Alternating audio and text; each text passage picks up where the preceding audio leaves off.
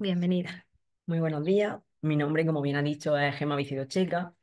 Vengo de esta universidad, pertenezco al Centro de Investigación, Comunicación y Sociedad y al grupo Teoría y Crítica Literaria Feminista.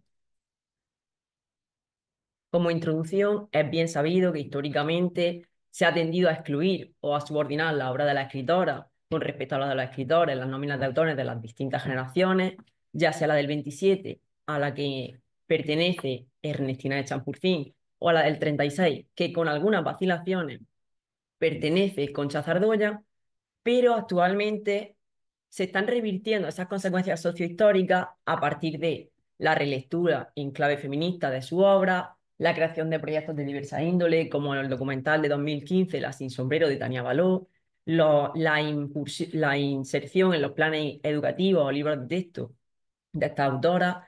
Un ejemplo ilustrativo es McGraw Hill de 2016. 2016 será un año clave para los manuales de texto porque será el año en el que se comiencen a incluir de forma masiva y paulatina, eso sí, autoras en los textos. También, por supuesto, las antologías, ya sean globales o las denominadas de género, y artículos de la talla Mis amigos de entonces y de ahora, Josefina de la Torre, La generación del 27 y el canon, de María Isabel Navado Caña, en el que nos hemos basado por el homenaje que rinde a Josefina de la Torre y en especial a aquellos antólogos que han reconocido su labor poética. Es lo que hemos querido hacer también en este trabajo. Los motivos por los que Champurcín no recibió el reconocimiento crítico esperado, entre muchos otros, son el menosprecio general hacia la mujer escritora, la censura franquista, la propia autocensura de la autora, de hecho, sobre todo con la prosa. De hecho, sus novelas están inconclusas. Un ejemplo es Mientras allí se muere. Las consecuencias de la guerra, la más inmediata podría ser el exilio mexicano, donde tuvo que hacer el sustento económico de su familia porque su marido, don José Domenchina, padeció muchas depresiones, no se adaptó tan bien. Podemos decir que ella fue una excepción. Se adaptó con sus dificultades, pero muy bien al exilio. Eso sí, quizá por esta necesidad económica tuvo un silencio creativo durante el exilio. Ella misma dice en una carta a Carmen Conde: yo he guardado un silencio casi completo estos 10 años. Abandona también los temas innovadores de la vanguardia para aferrarse al tema religioso y tuvo una gran lealtad tanto a su marido, don José Domenchina, como a su maestro, Juan Ramón Jiménez. De hecho, siempre se preocupó más por conservar la obra de su marido que la propia. Falta de preparación académica que le impidió ejercer la carrera de poeta profesora como tantas otras de su generación, pero es cierto que tuvo una educación magnífica. Su padre nunca le impidió el acceso a la educación. ¿Qué pasó? Que para entrar a la universidad tenía que ir acompañado de un varón y se negó. En una carta a su amiga Rosario Camargo, sí vemos con un tono de queja que dice: además, tener 14 libros publicados que nadie lee ni compra, ya está bien. Por tanto, ya tiene su opinión sobre la acogida que está teniendo la obra en España. En cuanto a los motivos por los que Zardoya no recibió el reconocimiento esperado, de nuevo una cuestión de género, la censura franquista, y en un caso concreto, su nacimiento en Chile también supuso un problema porque complicó su identificación como escritora española. Ella misma, en Corral de Vivos y Muertos, en su dedicatoria, dice algo así como que tiene la esperanza de recuperar una ciudadanía que a algunos le niegan. También pertenece casi 30 años en Estados Unidos. Imaginaos lo que supone la distancia de un exilio, y además tuvo una salida tardía. Salió de España en 1948, por lo que la crítica la considera más una expatriada que una exiliada. También ella será plenamente consciente del desafío que supone ser reconocida en España estando en el exilio, y en una entrevista dice: no voy a citar ni casos ni nombres, pero sí quiero decir a los autores españoles que viven en España que no se quejen porque no se habla suficientemente de ellos en el extranjero y que recuerden a los que, estando lejos de la patria, son olvidados o preteridos en esta. Tanta monta monta tanto. Hay que esperar con paciencia y seguir trabajando, porque la historia es juez justo que no olvida al que vale. Este es uno de los objetivos de mi trabajo. Objetivo general: no pretendo mostrar una revisión exhaustiva de las antologías en las que aparecen estas autoras, Ernestina Champurcín y Concha Zardoya, pero sí servir de base para futuras investigaciones y, sobre todo, rendir homenaje a aquellos antólogos que han impedido que el silencio de las voces críticas eclipse a estas autoras. La primera antología que he encontrado es el de la década de los 30 de Ángel Balbuena Prat, quien menciona a Josefina de la Torre y a Ernestina de Champurcín, misma autora que cita Gerardo Diego en la segunda edición de la célebre antología Poesía Española Contemporánea. ¿Qué ocurre? Que hay mucha polémica en torno a esta antología porque en la primera edición no aparece ninguna mujer. También quería comentar que en estos casos sí se está dando unanimidad, han escogido a las mismas mujeres, esto legitimiza, canoniza a las mujeres, pero el problema es que no siempre fue así. Como van escogiendo a mujeres diferentes, algunas voces se pierden en el camino. En la década de los 40, Juan José Domenchina, marido de Champurcín, en su antología sí cita de nuevo a Ernestina, a Josefina de la Torre y añade a Concha Méndez. María Antonia Vidal, ya vemos un número más extenso de autoras, cita tanto a Concha Méndez, a Ernestina Champurcín, a Josefina Torre y a la propia antóloga, por ejemplo. En 1946, y esto es muy destacado, en la antología parcial de la poesía española aparece Concha Zardoya. ¿Por qué es tan destacado? Porque es el año en el que publica su primer poemario y se le añade en una antología. En la poesía española actual hay 77 autores y dos mujeres, Zardoya y Alfonsa de la Torre. En la antología de poetas españoles contemporáneos en lengua castellana son 18 voces de mujeres, pero frente a 250 varones.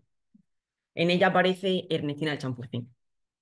En la década de los 50, y considero que es una antología tanto osada como generosa por parte de Carmen Conde, aparece Poesía Femenina Española Viviente, que ya desde el título es una queja, un descontento hacia la antología de Gerardo Diego. ¿Por qué? Porque es un título intertextual a las palabras del propio Gerardo Diego, quien dice en su prólogo: la antología de los restantes poetas vivientes la he hecho yo solo, con su expresa autorización. La de Juan Ramón Jiménez, Ernestina. En ella aparecen 26 autoras, entre ellas Champurcín, Carmen Conde, o sea, Zardoya y la propia antóloga. De nuevo en los 50. Aparece en la antología de la nueva poesía española de José Luis Cano, Zardoya, junto a tres autoras. Y en la segunda edición añade también a tres autoras: Fuentes, Nuria Pared, Lacaci. Ya en la década de los 60, Concha Zardoya aparece curiosamente en una antología infantil. Y en el tomo cuarto de la Historia de la Literatura Española de Balbuena Prat, quien ya utiliza el marbete Generación del 27, aparecen Champurcín. Pero ¿qué ocurre? Que aparece en un apartado final que denomina las poetisas de la Torre, Champurcín, Concha Méndez de Altolaguirre, el apellido de su marido. Década de los 70. Encontramos en la antología de la poesía española contemporánea los nombres de Ernestina Champurcín, Carmen Conde, pero nos parece muy extraño que no añada, por ejemplo, a Concha Méndez o a Rosa Chacel.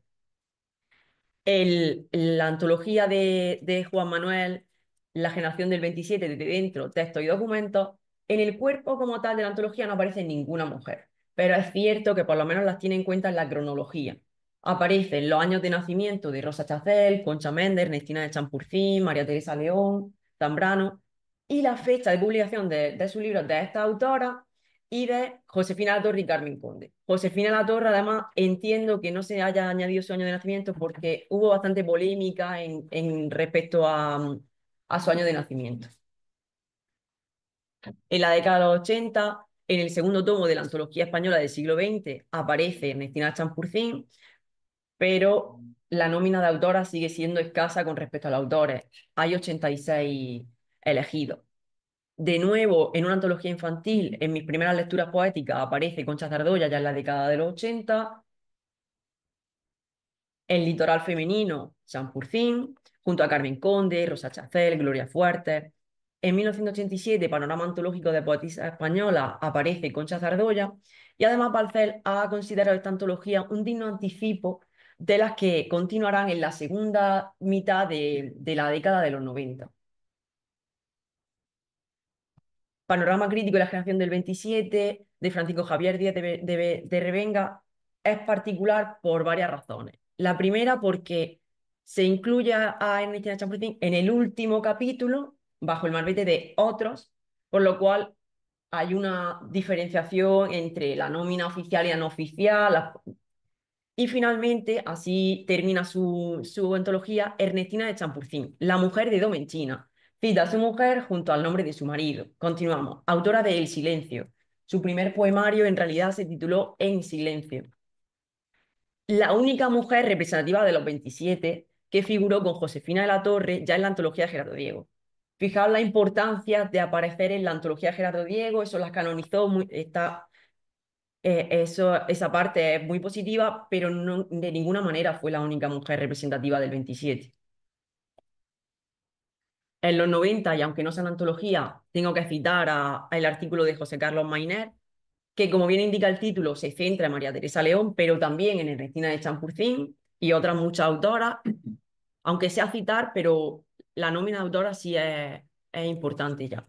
En la antología Cátedra de Poesía de las Letras Hispánicas, en el siglo XX, hay una brevísima mención a Concha Zardoya, tan breve que solamente encontramos un poema, el de Era un día de sol. En cambio, pues sí es cierto que a Gloria Fuertes, por ejemplo, le presta más atención. El tercer volumen de Poetisas Españolas de Jiménez Faro también menciona a Concha Zardoya, y esta antología sí me quiero detener porque me ha parecido de las más ricas, la antología de Emilio Miró, también por el recorrido que hace de las anteriores antologías, me ha servido bastante para encontrar aquellas antologías que no estaban, por ejemplo, en la biblioteca de la universidad. Hace un breve apunte general de la autora y luego más específicamente de Concha Méndez, Rosa Chacel, Champurcín, y además, y esto es muy curioso, la selección de las poesías de Champurcín va desde su primer poemario hasta el último. Esto no ocurre ni siquiera en Poesía a través del tiempo, que es su antología, porque ella acabó de publicar su obra muy tardíamente, casi un año o dos antes de morir. Llegando ya a la primera década del siglo XXI, cabe destacar la antología de la poesía femenina en España en el siglo XX del hispanista chino, perdonadme, Chen Jian Zhao, con 34 autoras, Zardoya y Champurcín entre ellas, y es tan importante porque al final es una imagen de la proyección que tiene en el extranjero de las poetas españolas. En 2001, Mujeres de carne y verso, antología poética femenina en lengua española del siglo XX, vuelve a aparecer Ernestina de Champurcín y nos llama la atención la introducción de María Enciso, porque hasta entonces es una autora muy poco antologada.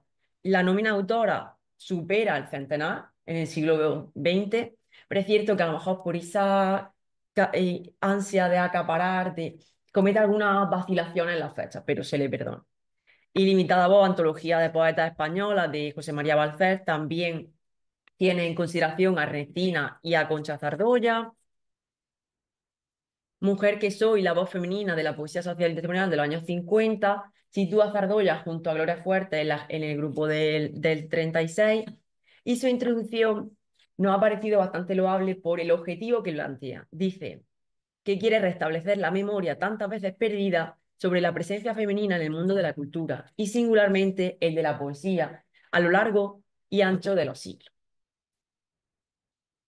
Hay algo que sí que ennubla un poco esta antología y es el artículo de Eduardo Moga sobre la misma, en el que al final dice, por último, Cristina Lacasa nos regala una poesía metafórica, solo Concha Zardoya se me antoja prescindible. Fijaos. Por último, en cuanto a la antología, Peces en la Tierra, incluye a Ernestina de Champurcín, pero no a Concha Zardoya. Y nos parece extraño los motivos. Dice que no ha encontrado ninguna edición original de su obra con la que trabajar, o bien que no ha encontrado algún poema suelto en revistas. Como conclusión, ambas tuvieron una grata acogida al inicio de su recorrido poético, pero la guerra y el exilio le arrebató esas conquistas sociales, históricas y políticas que habían conseguido las mujeres. Con todo, sí que quiero homenajear, como he dicho, a los antólogos que sí han contribuido a que su nombre llegue a nuestros días. Brevísimamente, he querido repasar cada década. En la década de los 40 hay una escasísima presencia, pero Concha Zardoya tiene una atención relativa. De hecho, como he dicho, el mismo año en el que publica su libro es antologada. ¿Qué pasa? Que en el 70 ya hay un descenso considerable de su recepción Cuando ya llegamos a los 90, carece de presencia ontóloga. Esta es la bibliografía. Muchas gracias por su atención. Muchas gracias a ti. Bueno, no hace falta que os cambiéis. Yo creo que está ahí bien así, como ya de aquí os Vale, vais. Pues, ahora pues si quieres contestar. Perfecto. sí, no voy a hacer una. Yo tengo unas preguntas preparadas, pero no sé si alguien de los que estáis online tiene alguna pregunta, por favor que la mande al chat. Y si no, alguno de los presentes queréis hacer preguntas. Bueno, pues yo sí tengo algunas preguntas que hacer. Bueno, yo no soy especialista en vuestros temas, pero sí que tras vuestras charlas, que me han resultado muy, muy interesantes y que han aportado muchísimo al mundo académico, relacionado con la conferencia que nos acaba de dar el profesor Adrián, eh, y salvando las distancias y ya diciendo que yo no soy especialista en Jiang Qing, la cuarta mujer de Mao Zedong, me parece un poquito parecida a Elena Ceausescu en general, en el sentido de que quizás la imagen que adaptan estas mujeres puede estar influida por el rol que deben representar en este momento histórico. Y quería, bueno, tras tu investigación, tras todas tus reflexiones, si podías aportar un poquito sobre este tema para aclararnos esa idea. ¿Son Sí. sujetos? Hay ciertos parecidos, pero el propio carácter de Elena Ceausescu era el de, o sea, no es un papel que a ella se le atribuye, Ajá. sino es un papel que ella quiere atribuirse y es un papel que ella quiere representar.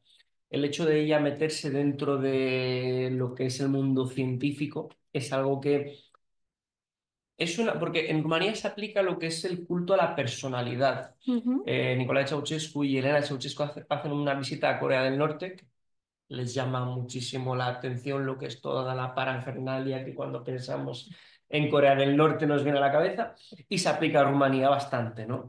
Entonces, en ese culto a la personalidad, en ese intento de mostrarse como los hijos más queridos de la patria, como ellos se Ujú. denominan, ese es el rol que ella quiere adoptar y además en sus...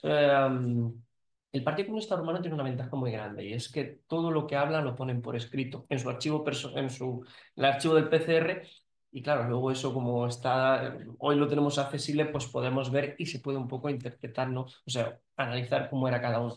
Y era una persona Muy muy, consciente muy y consciente y además era una persona que controlaba mucho, que tenía mucho poder. O sea, no es una persona que se le imponga un rol. Al contrario, es una persona que tiene muchísimo poder, que controla muchísimo, que es la que dice, no, a esta gente hay que matarla o a esta gente hay que... O sea, es una persona muy firme y también tengo que decir que es una persona de muy firmes convicciones comunistas. Un ejemplo muy sencillo para mí es cuando fallece su madre. Cuando fallece la madre de ella, en la localidad de Petrés, el cura de la zona le dice, oiga, mira, es que podríamos coger un poquito, no, medio metro más para la tumba, que queda mejor, más grande, más bonita. Y ella dice que no, que eso es tierra del pueblo, que para nada. Ujú. Entonces es una persona de firmes convicciones y además una persona que toma sus decisiones y las toma Y esa como... imagen que nos ha llegado, que comentabas Sí, de ella como ser que realmente manipulaba a su marido, entonces es real, no es algo que nos haya llegado, no, sino... mm, o- aquí hay un poco de mezcla. Era una persona que tenía sus convicciones, una persona que tenía, vamos a ver, no, no la voy a defender ni sus actuaciones ni nada, No, no, no la como voy a defender, académico, claro. pero claro, ¿es ella la culpable de todo? No, No. no. O sea, que su marido tampoco era un santo y el resto del Partido Comunista tampoco. Lo que pasa es que en la Revolución de Rumanía, en la Revolución del 89, durante mucho tiempo se ha dicho que llegan al poder la segunda fila de los comunistas. Realmente lo que estamos viendo en la última investigación es que es la primera fila, pero que se quitan de medio a estos dos. Entonces se crea una imagen malévola de ellos dos hasta más no poder y los otros parece que no han matado a nadie, que son los santos. De hecho, hasta hoy en día no se están, hasta hace pocos años no se han empezado con los juicios de los torturadores de las cárceles comunistas, ¿vale? Pero tampoco es ella la culpable de todo lo malo. O sea, absolutamente Muy nada. interesante. Tiene, entonces, nos estás ayudando a entender esta figura, ¿no? Tan enigmática de la historia. ¿Tienes ya trabajos publicados o algo No, que es quieras? una línea nueva ¿Nueva? que estoy abriendo. Maravilloso, pues a ver si publicas pronto para poder entendernos a estas mujeres de la historia. Muchas gracias. Muchísimas gracias a ti por tu explicación tan clara e interesante. Y bueno, también a la profesora Ivana, que ha hecho un trabajo espléndido de documentación de todas esas bases de datos que nos hablan sobre estas eclesiásticas, cómo se ponen en contacto, que creo que va a ayudar muchísimo a jóvenes y no tan jóvenes investigadores a trabajar en esta línea, porque ya tienen el trabajo de decir, pues voy a buscar aquí o voy a buscar aquí. Y también quería preguntar si has publicado, si ya lo podemos ver, si ya está todo estructurado y acercado a nosotros. Sí, estas varias publicaciones ya que son también en estas páginas que cito, no en páginas de Stanford, pero estas páginas Bieses y Mother Tongue de Julia Lewandowska, porque eso es bibliográfica que está siempre nueva. Y pienso que si alguien quiere entrar más en este tema, es bueno también leer el libro que salió en 2019 en Iberoamericana, el libro de Julia, que titulado Escritoras, monjas, autoridad y autoría en la literatura conventual femenina de los siglos de oro. Y eso es un libro bastante gordo, ¿sí? Y explica todo lo que está diciendo. O sea, permite no solo reconocer a las monjas escritoras como autoras, pero también trazar tradiciones literarias femeninas el mundo moderno que se originaron en los claustros, que no cada uno supone y pues, imaginar que sí, que ellos esa sociedad de monjas, especialmente monjas después de la reforma teresiana, monjas carmelitas descalzas, era una sociedad en aquellos tiempos casi única en los que estas redes europeos se crean con fundaciones, con viajes y también por la capacidad de crear literatura, no solamente devocional. Por ejemplo, esa Juana Inés de la Cruz, monja mexicana, creó poemas del corte también, no sé, porque viene de aristocracia y también eso es importante e interesante, Bueno, pienso, sí, para la gente que no se dedica a esos tiempos, claro que sí. pero como dicen los romanos antiguos, nihil novi sub sole, sí, las mujeres en aquellos claustros también creaban. Claro que sí, muy, muy interesante su tema. Y por último, bueno, también tengo una pregunta para ti. Emma, me ha parecido muy interesante también tu trabajo. No sé si forma parte de tu tesis doctoral o... En parte sí y en parte no. Yo trato en mi tesis doctoral a estas dos autoras junto a otras dos más, pero es cierto que lo de las antologías lo he hecho un poco por gusto, por placer.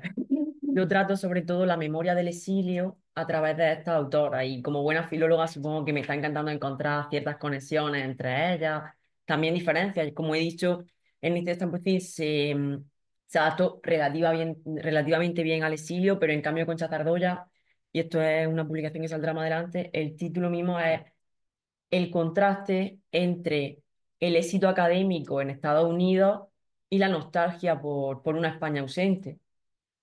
Entonces fue todo muy, muy duro para Concha Zardoya, pero Ernestina Champecín sufrió a lo mejor otro exilio, un exilio interior desde su juventud, cada Bueno, una a su modo. pues muchísimas gracias.